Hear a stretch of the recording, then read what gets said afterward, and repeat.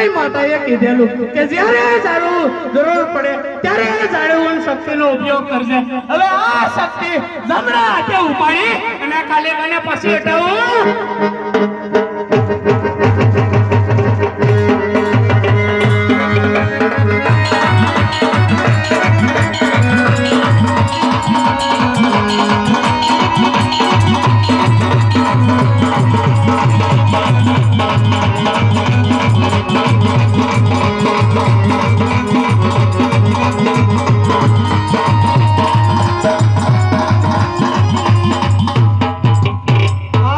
પાછો નથી હટતો. જો આને જીતીશ તો મરશે નહીં. આનું મોત છે તો જરૂર તેની નિશાની કૈલાસપતિ સંભાળીને બેઠા હોય છે. શિવને હવે મારે તપથી સિદ્ધ કરવા પડશે. આ યુદ્ધ હું ખોટું કરી દઉં. કાળકાએ પગ પસાડી સાત ભવન આશ્રમ કબરોરી નાખ્યું પણ દેવી નો આવે એ પેલા એકઠો કરી નાખું. હવે મને જાણવા મળી ગયું કે આમાં જગતની શક્તિ તમામ બંધાયેલી છે. ઓ કોણ?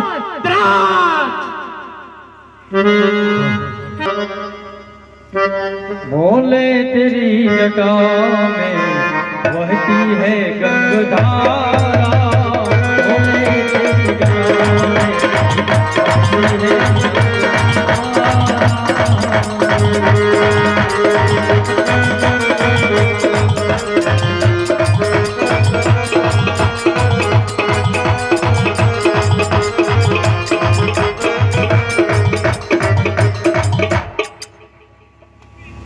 દેવી તમારા તપથી તમે સિદ્ધ થયા માટે તમારા મનની જે ઈચ્છા હોય તે માંગો. હું જે માંગુ તે મળશે કે તમે અધવશ્ય અટકી જાશો? તપની કમાઈ તો મારે પોતાને જ સોંપવી પડે. જે કોઈ મારું તપ કરે એને હું નિરાશ નથી કરતો. તો મને દ્રાક્ષના મોતની નિશાની આપો, મહાશક્તિ આપો. નિશાની તો આપું પણ એનું મોત ખૂબ અઘરું હોવાથી એના મોતના વર્ણનનું પાલનહાર કરી શકે એ પેલું પગલું ભરી શકે. મહાકાલીના બંધનથી હું બંધાણી છું. દ્રાક્ષને પલ ઘડીએ હું અંત કરી. તો સાંભળો દેવી, દ્રાક્ષે શીતળાઈ માતાજીનું 45,411 પલ ઘડીનું તપ મેળવી લીધું. તો તેનું તપ કમાઈનું વસન સંભળાવ. મારા તપ બરાબર હું માંગુ છું. દ્રાક્ષે ત્રિનેત્રનું વસન મેળવી લીધું. જે કોઈને ત્રિનેત્ર હોય એ દ્રાક્ષને મારી શકે.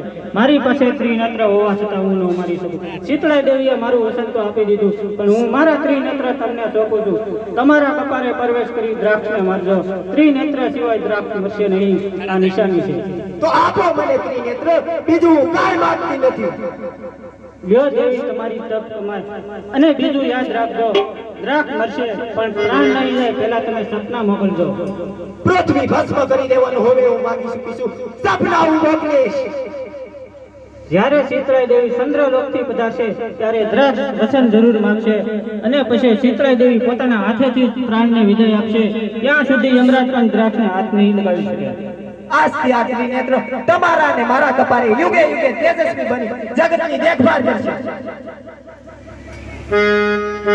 ગમે તે હોય અંતિમે મારા કૈલાસ પર્વતે તો આવવું જ પડે. હું દેવોનો દેવ મહાદેવ છતાં શીતળાઈ દેવીએ મારા શરીરમાં આઈનો વાસ પ્રવેશ કરી મને પવિત્ર કરી દીધો છે. હું એને સૌથી મોટા સમજું છું. મારી જટામાં ગંગાજીથી વિશેષ શીતળાઈમાં પવિત્ર છે. દ્રાક્ષને કાકા સપના મોકલશે તો અડધી શક્તિ સપનામાં જ ભાંગી જશે. પ્રવેશ કરી શકતી નથી પણ ભયંકર સપના મોકલતા મને કોઈ નહીં રોકી શકે.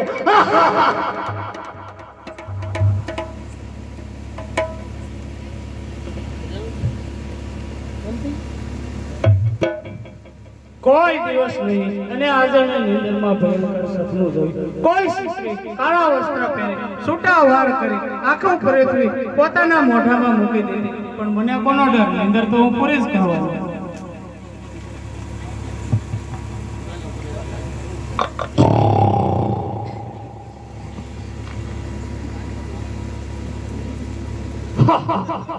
કોણ છે મોઢામાં લોટાના દાણા, જીભે લોહી, આખા શરીરે મસ્તકના હાથ. મારો હાથ પકડી જમીનના પસારનાર તારા જાજરનો રણકાર બંધ કરી દે. હું તારી સામે જ ઊભો.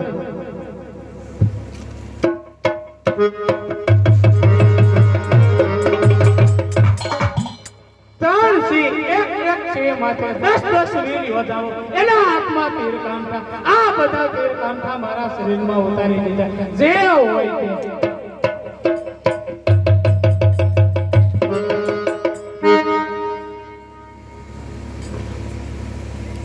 તે અરે દ્રાક્ષ, તું કોની સામે વાત કરે છે? નક્કી તું ભાન ભૂલી બેઠો છો. હા માં હું સપનામાં જરૂર ભાન ભૂલી બેઠો. સપના કોઈને પોકારતા નથી. મનુષ્યના કર્મ પોકારતા હોય તો કોઈ પણ પકડાઈ જાય છે. વિધાતા લેખ લખે છે, છતાં તેને તેના કર્મ ભોગવવા જ પડે છે. તો વિધાતાના લેખ મારા જમણા હાથમાં. અનેકના લેખ વિધાતા લખે તો વિધાતાના લેખ કોણ લખતું છે?